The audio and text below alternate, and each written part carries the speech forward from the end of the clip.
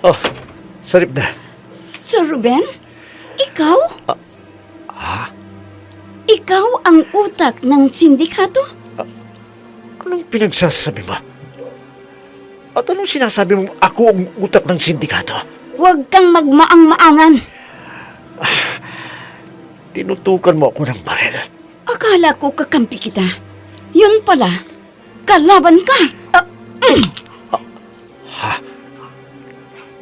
Kinasam mo ang baril mo.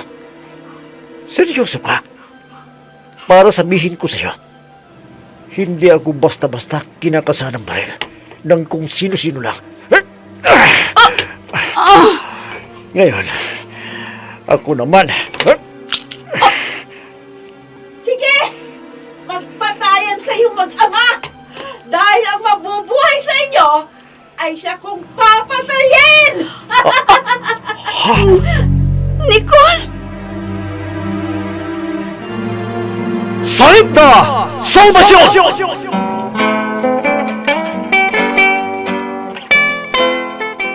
Ang babaeng lumalaban sa masasamang loob na nagasik ng kasamaan, subalit kakampi at takapagtanggol ng mga taong naapi. Salip na! Salvasyon! Matapang at galit sa mga taong lumalabag sa batas at ipinagtatanggol ang katotohanan. Salip na! Salvasyon!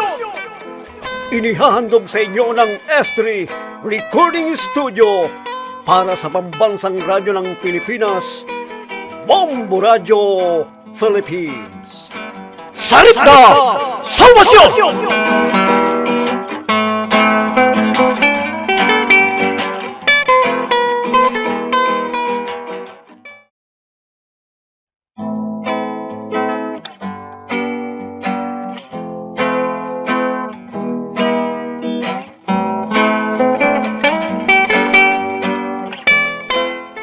At ngayon mga kaibigan, narito ang dulang pinamagatang Salip na! Salvasyon!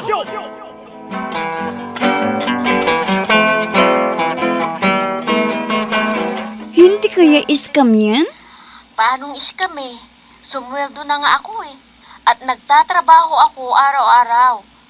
Ikaw natututo ka na rin mang-intriga. Hindi naman. Naninibago lamang ako. Huwag kang mag-alala. Nagbago na ako. Di na ako katulad nung dati na batang isip. Matured na ako ngayon. Hindi ko na pagtatangkaan agawin pa sa'yo si David.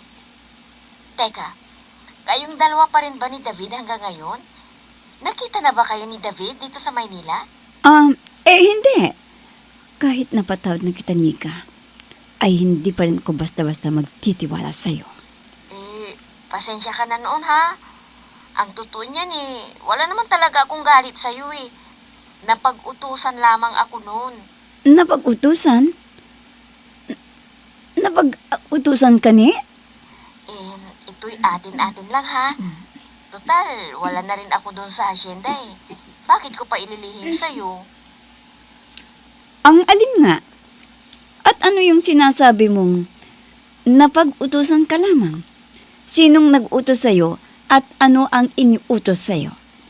Alam mo kasi, inis sa'yo si Ma'am Nicole noon. At inis din siya kay David dahil hindi siya nito pinapansin. Kaya yun, gumawa siya ng paraan para mawala si David sa pamamagitan ko. At yun nga, pinagkaisahan ka namin ni Max at ni Ma'am Nicole. Nagawa ni Nicole yun, Nika? Oo. Pagkaalis mo nga pinalabas ni Ma'am Nicole na nagnakaw ka ng napakalaking halaga bago ka umalis ng hasyenda. Ano? Oo. Ang mabuti pa, ang trabaho na lamang na iniyalo ko sa'yo ang pag-usapan natin. At huwag na yung nakaraan. Nakaraan na yun Hindi na yun maibabalik. Kahit ano pa ang galit.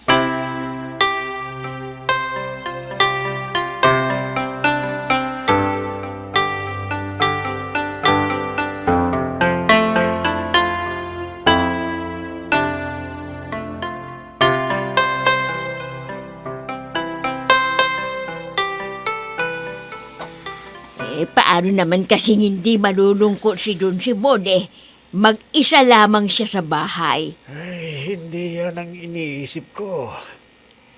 Dahil sanay naman si Senyor Simon na mag-isa. Di ba? Matapos ang pagbababang luksa niya sa asawa niya, sumaya naman siya nang dumating sa malaking bahay niya. Ang noon sanggol pa lamang na si Saripda. Oo nga Sumigla si Don Simon mula nang patirahin niya sa bahay si Saripda. Kaya lang madalas ding naubos ang pasensya sa pag-aaway ni Saripda at Nicole noon. Papaanong hindi masisira ang araw ni Senyor Simon noon Lagi may nag-aaway na bata. Mula ng ampulin niya noon, ang batang si Nicole lagi na lang na nag-aaway yung dalawa. Sa bagay, bata pa naman noon si Nicole. Nang kapwa sila dalagendig, hindi na sila madalas mag-away. Bagkus naging mabait pa nga si Nicole noon kay Saripda di ba? Bumait lamang si Nicole dahil lagi siyang pinagsasabihan ni Sir Robin noon na huwag awayin si Saripda. Ay nako, kumusta nga kaya si Nicole ngayon? Anong kumusta si Nicole? Hindi ba siya ang mayor dito sa atin? Ang ibig kong sabihin ay kung may plano pa kaya siya na hanapin ang kanyang tunay na mga magulang. Alam naman kaya ni Nicole na ampun lamang siya ni Senyor Simon. Ay nako, wag na ngang si Nicole ang pag-usapan natin at nagugutom na ako.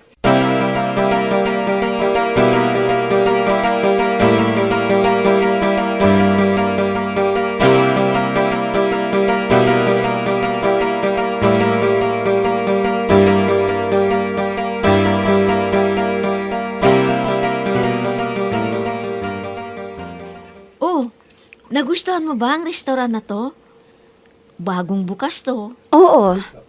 Pero hindi talaga mawala sa isip ko yung sinabi mo. Siniraan pala ako ni Nicole pagkaalis ko. Oo, pero atin-atin lang yun ha. Huwag mong ipagsasabi. Ang walang hiya. Siya pala ang nanira sa akin sa asyenda. Huwag magpapakita sa akin ang Nicole na yun. At igungungod ko ang mukha niya. Pero patawarin mo na si Ma'am Nicole. Tutal, nakaraan na yun sabi ko nga, pare-pareho pa tayong batang isip nun. Kayo lang ang batang isip, hindi ako. Kaya nga, bilang pagbawi ko sa maling ginawa ko, ay ipapasok kita sa trabaho. Paano? Gusto mo ba ang inialok kong trabaho sa'yo? Mataas ang pasahod doon. Teka, ano ba ulit ang trabaho mo dyan sa sinasabi mong kumpanyang pinagtatrabahuan mo? Desk clerk nga. Kulit naman ito. Desk clerk? Oo. Desk clerk, Chinika. Samantalang hindi niya natapos ang high school. At dito pa talaga sa Maynila siya naging desk clerk. Legit ba ang kumpanyang pinagtatrabahuan ni Nika? Bakit si isang tulad niyan na high school lamang natapos nakapagtrabaho bilang desk clerk at mataas pang sahod? Hindi kaya isa ito sa sinasabi ni Gobernadora na dapat kong tuklasin? Uy, ano na? Tahimik ka na. Ha? Hindi kaya scam ang kumpanyang pinagtatrabahuan mo, Nika? Hindi nga. O ano, gusto mo? Sabi mo lang kung gusto mo nang mailista ko ng pangalan mo. Kasi hiring ang kumpanya namin ngayon. Oo naman. Trabaho nang lumalapit sa akin. Bakit ko ba tatanggihan? Bakit nga hindi? Sige.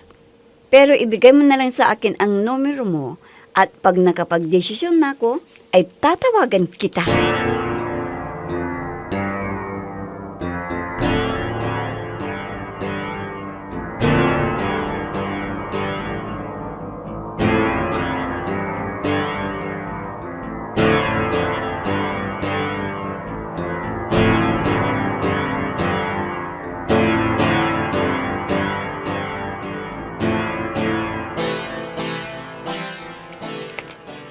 O ano? May maire-recommenda ka na bang magiging staff ng opisina natin? Oo naman. Tinawagan ko na lahat ng kaibigan ko. Kasama si Saripda. Anong sinabi mo? Saripda? Sinong Saripda? Sino pa? Di si Saripda na dati nating supervisor noon sa asyenda. Bakit? Wala ba siyang trabaho? Oo, wala raw siyang trabaho. Kaya inalo ko siya ng trabaho. Inalok mo ng trabaho si Saripda. Oo. Noon daw nagpunta siya dito nagkatrabaho siya. Pero malit lang daw ang sahod, kaya umalis. Tignan mo nga naman ang buhay, no? Ang dating supervisor na akala mo kung sino noon ay wala ng trabaho ngayon. Hindi kaya nawalan siya ng trabaho dahil dun sa ginawa niyang pagnanakaw noon? Hindi Hindi naman totoong nagnakaw si Saripda eh. Ano? Hindi totoong nagnakaw si Saripda? Oo. Hindi totoong nagnakaw si Saripda. Gawa-gawa lamang namin yun ni Nicole para magagalit sa kanya ang mag-amang Don Simon at si Ruben at nang hindi siya makabalik pa sa hacienda.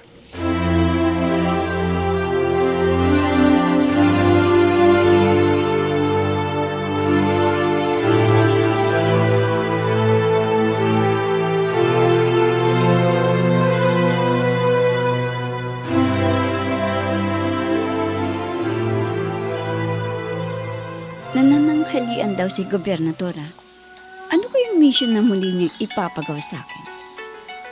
Nagri-ring ang cellphone ko. Bakit si David na ito? Si David na.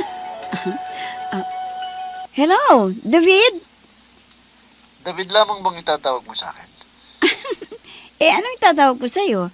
David naman ang pangalan mo Hindi ba pwedeng sweetheart na lang? Che, nasa trabaho ako, no? Sige na, sweetheart.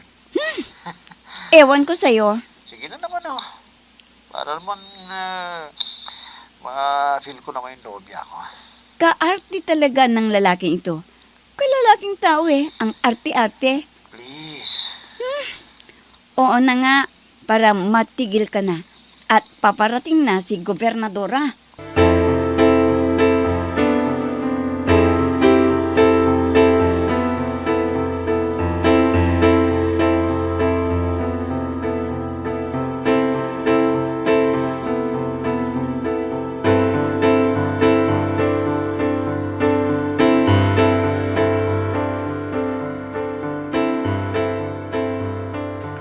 Oh, niyaya mo yata ako sa kantina ngayon. Anong meron, ha? Wala lang. Wala lang akong kasamang kumain. Kaya kita niyaya. Siya nga pala. Kumusta na pala ngayon si Ma'am Nicole? Ang huling kita ko sa kanya noon ay nung nagpaalam siya sa atin na pumunta ng Maynila. Hindi nang huling kita ko kay Ma'am Nicole. Mabuti na yung walang alam si Nika tungkol sa partnership namin ni Nicole sa negosyong ito. Kumusta na kaya siya, no? At teka, mabali nga pala ako kay Saripda. Bakit hindi na lang natin kunin siya sa kumpanya? Total, wala naman siyang ninakaw sa asyenda nun Walang dahilan para hindi mo siya kunin dito. Ewan ko. Alam mo, kung ang dahilan lamang kaya niyo siya siniraan para maalis siya sa asyenda, di ba dapat nakunin mo na siya ngayon? Pagbabayad pinsala, ika nga. Kung bakit niyo siya siniraan kasi nun Nakakanis kasi siya. Ang yabang-yabang. Akala mo kung sino. Hindi na dapat malaman ni Nika ang totoong dahilan kung bakit nawala sa asyenda si Saripda. At yun ay para walang makakahadlang sa plano namin. At malaking bagay ang pagkawala niya dahil nakuha namin ni Nicole ang gusto namin. Oh, ano na? Hindi ka na nakaimik dyan. Tama ba ang nasa isip ko? O nakukonsensya ka na ngayon?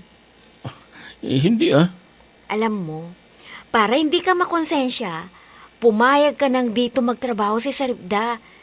Nang sa ganon, magkaroon siya ng trabaho. Kawawa naman dahil sa paninira ninyong dalawa nun ni Ma'am Nicole na walang tuloy siya ng trabaho. Anong nawalan ng trabaho? Siya nga itong kusang umalis ng asyenda eh. Oo nga, siya nga ang kusang umalis, pero dahil sa pag-aakusan ninyo sa kanya, nahirapan siya. Yan tuloy, umalis siya ng hasyenda. Hindi naman ipinablatan ni Don Simon ang pag-aakusan namin yun. Kaya wala siyang record. Makakahanap pa rin siya ng magandang trabaho kung talagang gugustuhin niya.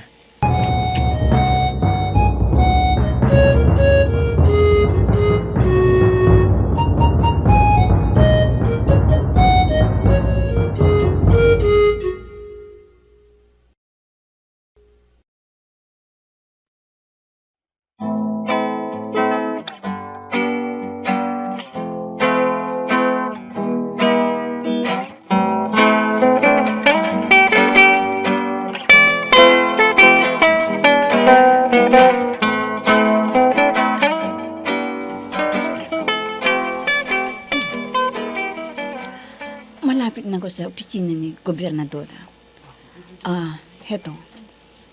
Naririto na ako sa pintuan ng kanyang opisina. Kakatok na ako. Pasok! Magandang hapon po, Gobernadora. Oh, kau pala sa Ripta. Maupo ka at kausap ko pa si Senador Ben Camino. Oh. Opo, wala pong problema, Senador. At muli akong nagpapasalamat sa ipinagkatiwala ninyong proyekto sa akin. Sige po. Bye, Senador. Oh, sa Ripta, ipinatawag kita para sa bagong misyon. Na anong mission yun, Gobernadora? Ganito yun kasi sa Ripta. Siguro naman kilala mo si Senador Ben Camino. Oo naman po. Sino naman ho ang hindi nakakakilala kay Senador Buencamino? Mabuti siyang senador. Marami siyang nagawang batas para sugbuin ang kasamaan sa lipunan. Kaya nga sa Ripta, siya ang mission mo. Si Senador Buencamino ang mission ko? Bakit ho? Para protektahan siya. Para protektahan siya? Bakit po? Wala ho bang bodyguard si Senador Buencamino? Isa pa, hindi ho ba gawain ng bodyguard niya ang protektahan si Senador? Kaya nga, trabaho nga ng bodyguard ang protektahan si Senador. At ikaw yun, sa Ripta. Ha?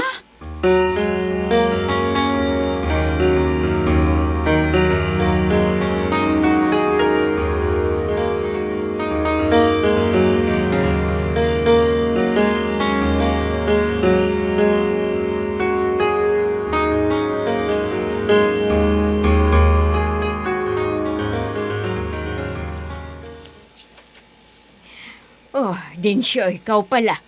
Ang aga mo namang umuwi. Mag-aalas 3 pa lang ah. Pinauwi na kasi ako ni Senyor Simon eh. Ha? Pinauwi ka na ni Don Simon? Oo. Abay, nakita niya siguro na hindi mo na kaya ang trabaho. Kaya pinauwi ka na.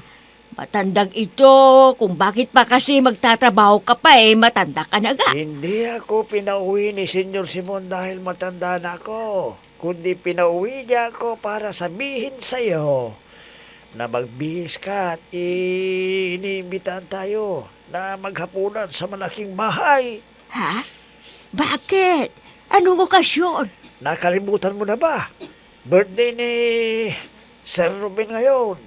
Kaya nagpadala si Sir Ruben ng pera para meron tayong pagsalo-saluhan doon sa malaking bahay. Ay, nako. Nakakaya namang pumunta doon. Hindi na nga ako nakatulong sa paghahanda Wala pa tayong regalo. Yan din ang sinabi ko kay Senyor Simon, pero nagalit siya. Hindi naman daw niya kailangan ng regalo, kundi ang makapiling niya tayo, masaya na siya. Sinong nagluto kung gano'n?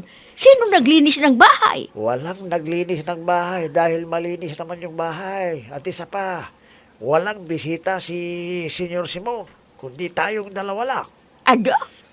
At sinong nagluto? Wala ngang nagluto dahil nag-order na si Senyor Simon. Sa mamahaling restaurant. Kaya wala na tayong gagawin doon kundi kumain lang. Oh, siya, magbihis ka na. At nang makapunta na tayo doon sa malaking bahay.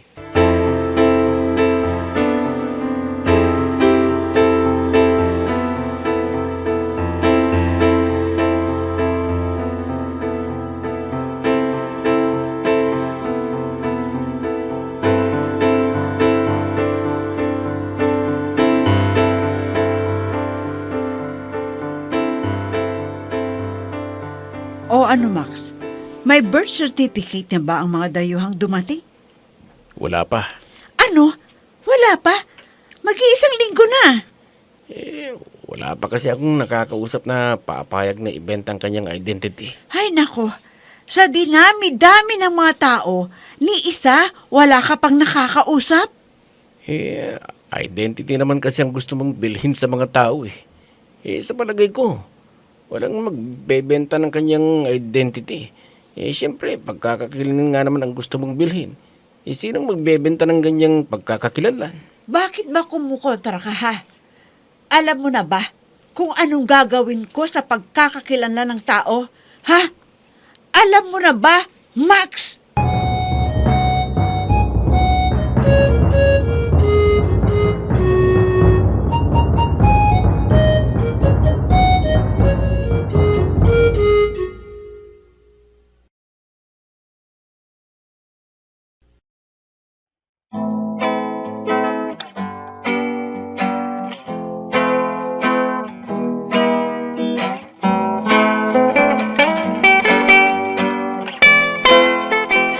Ano ang binabalak ni Nicole sa gusto niyang mangyari na pinapagawa kay Max? Mga kaibigan, huwag ninyong kaligtaang subaybayan ang pagpapatuloy ng ating dulang pinamagatang Salit na Salvasyon! Mga nagbibigay buhay, sina Emma Dalupe, Susan Malikdem, Robert D. Guzman, Jun Cabato, Ami Diaz, Oscar Ora. Technical supervision at sa musika ni Oscar Ora. Nilapatan ng tunog ng inyong lingkod.